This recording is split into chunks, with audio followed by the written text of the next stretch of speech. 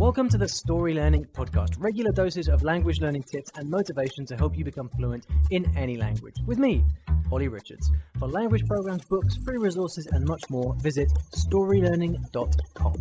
Good morning and welcome back to the I Will Teach You a Language podcast. I hope you've been enjoying this rebroadcast of this three-part series from 2015. It was actually episodes 48, 49, and 50, one of the most popular series that I've done on the podcast. It's also been interesting for me to listen back to how I was actually podcasting myself back then, because some time has passed. But anyway, I hope you've been enjoying it. This is the last part. This is part 3 of this series. You know, often I think we listen to podcasts. I know I do this all the time. I listen to podcasts and I get ideas and I get excited and I think, yeah, how cool. But then I don't do anything about it. If you've been getting value from this, if you think that you have learned something that can be helpful for you, please do take a second, maybe even schedule it in your calendar to think about how you can apply this stuff. There's no point knowing this stuff. It's when you apply it that it really gets those life-changing results. So, I give you part 3 of this series on how to study when you're busy. Now, in the last couple of episodes, episode 48 and 49, I started to kind of set the scene for this. I started to show you this process that I've developed over many years to learn languages quickly. Now, in other places, I've talked about kind of language learning methods, if you like, the best way to learn, how to start speaking, how to learn grammar, how to read, things like that.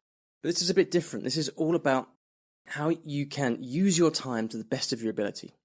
Because, you know, if we can't actually sit down and study in the first place, then nothing else matters, right?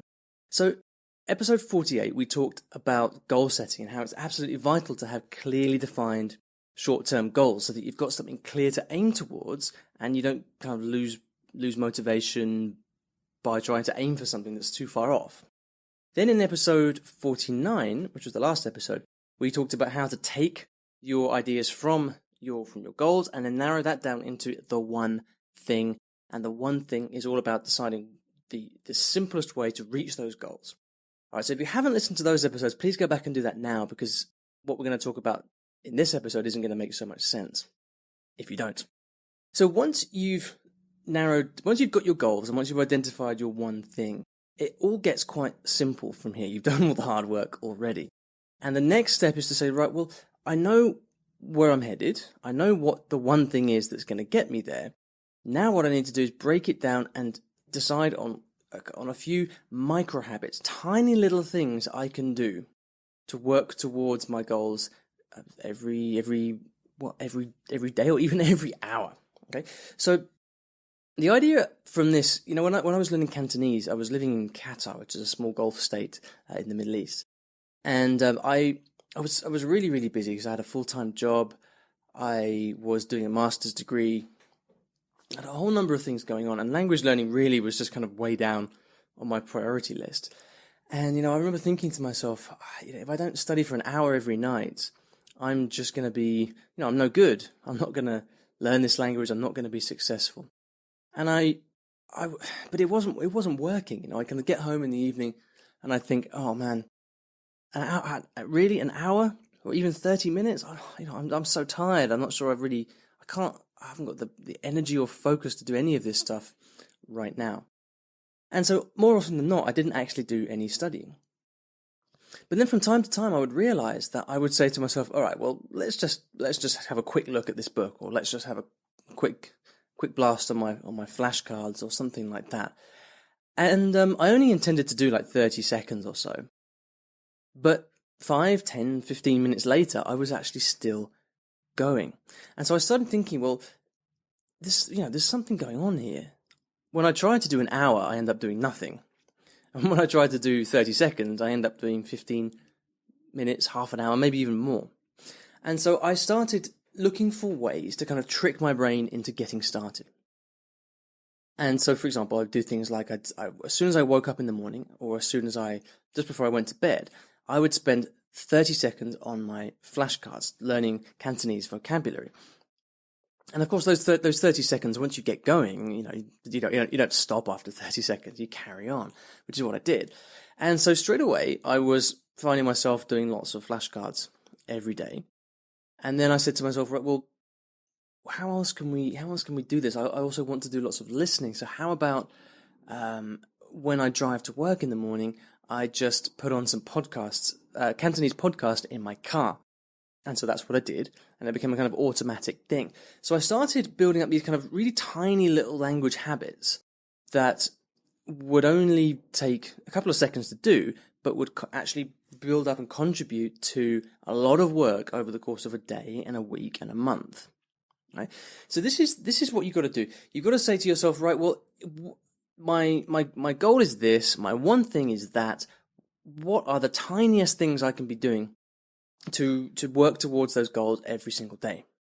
And the key is to make it so tiny that you can't possibly fail to do it.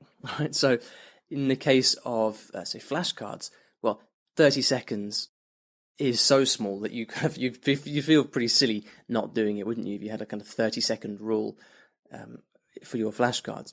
Let's say you were trying to read a book and you said, okay, well, I'm just going to read one sentence of the book or one paragraph. It's so tiny that, however lazy you're feeling, however tired you are after work, it's something you can still do. And so this is the idea of the kind of micro habit, which is something that not only saves you tons of time, but also works if you are, just generally a bit lazy and procrastinating and can't seem to get up and study, because it's so small that you can't not do it. All right. So let's take a couple of examples. Let's say, for example, that your next step goal is to be able to order food in a restaurant when you go to Italy. And you've identified your one thing as being learning relevant food vocabulary. So what can you do to take that and say, okay, I want to make it as tiny as possible so that I can practice this stuff multiple times a day? Well, you could, for example, say to yourself, okay, I'm learning food, so I eat many times a day. So you could say to yourself, right, well, every time I walk into the kitchen, I am going to practice. I'm going to say out loud my order in Italian. So let's say you're going to go into the kitchen to get some bread and a glass of milk, for example.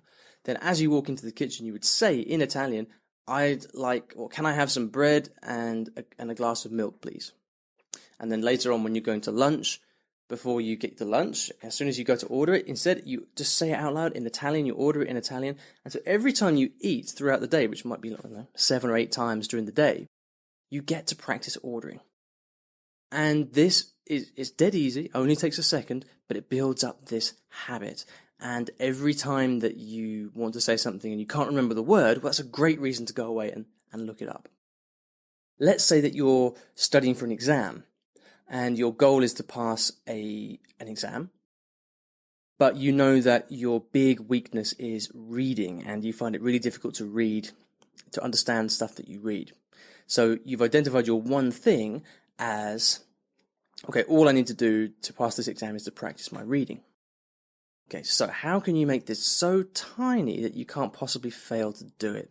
Well, I think what I would probably do is pick a spot in my house or at work that I walk past many times a day, maybe the living room table, and I'd take a book or I'd take the kind of text that I need to practice reading for the exam, leave it open on the table, and I'd have a rule for myself that says, okay, every time I walk past this table, I'm going to read one sentence from the book. Now, it sounds really simple, right? And it is, and that's the whole point. Because how easy is that to do? How simple is that to do? How many times a day would you do it? And then the big question, do you think you would, every time you did this, only ever read one sentence? Or do you think from time to time you might kind of read 2 or 3 or maybe even a whole page? All right, so this is the idea. This is how you can start to take your goals and work towards them consistently throughout the day, however busy you are, wherever you happen to be, and to make real quick progress in your language goals. Now, this isn't to say that you also can't sit down and do, say, half an hour's study or an hour's sit-down textbook study in the evening if you want to. Absolutely not. But this is just a way to make language learning happen consistently, effortlessly, easily throughout your day. So I hope that's helpful. This is everything I've talked about in this 3-part series. This is all part of a brand new course that I've put together called Time Control. I'm really proud of this name. I really like the name Time Control. It is my proven system for effortlessly working towards your language goals, achieving what you want to achieve in your language learning, however busy you are, however hectic your schedule might be. If you'd like to check out a video in which I talk more about this and teach you some more stuff, then go over to iwillteachyoualanguage.com/more time. That's MORETIME. And I've got a video there where I talk a little bit more about this system and then let you know what to do if you'd like to try out the new course, if you'd like to become a better language learner, a more efficient language learner. Even if it's a case of wanting to become like a better you, someone that's not dragged down and held back by procrastination and laziness, but someone who kind of gets up and goes out there and does what they need to do, achieves their goals. Again, iwillteachyoualanguage.com/more time. If you'd like to ask me a question for the podcast, please do. I'm always looking for new questions. You can go to iwillteachyoualanguage.com/ask to leave me a voicemail message there. I've also got a bunch of email questions coming through. You can leave a question in an iTunes review as well. I love getting iTunes reviews because they really help motivate me to keep going because I know that people are valuing the podcast. So if you'd like to leave me a star rating and iTunes review, please do. You can go to iwillteachyoualanguage.com/review to do that. Thanks so much for listening, and I'll see you in the next episode of the podcast. Thanks for listening to today's episode. And here at Story Learning, everything that I do is powered by stories, whether that's writing books, teaching lessons, crafting courses. My mission is to help everyone succeed at learning a new language through the power of story. And we now have comprehensive language courses in over 15 languages, from Spanish to French, Korean to Japanese, and across all levels from beginner to mastery. And you can take a 7-day free trial of any of these programs by visiting storylearning.com/courses. I've poured my heart and soul into creating these courses over the last 10 or so years, and we've helped tens of thousands of new students achieve their dreams of learning a new language, all through the power of story. So go ahead and take a free trial. There's no commitment. You can try out our method for free, see if this can also be the breakthrough for you that it's been for so many other people. storylearning.com/courses.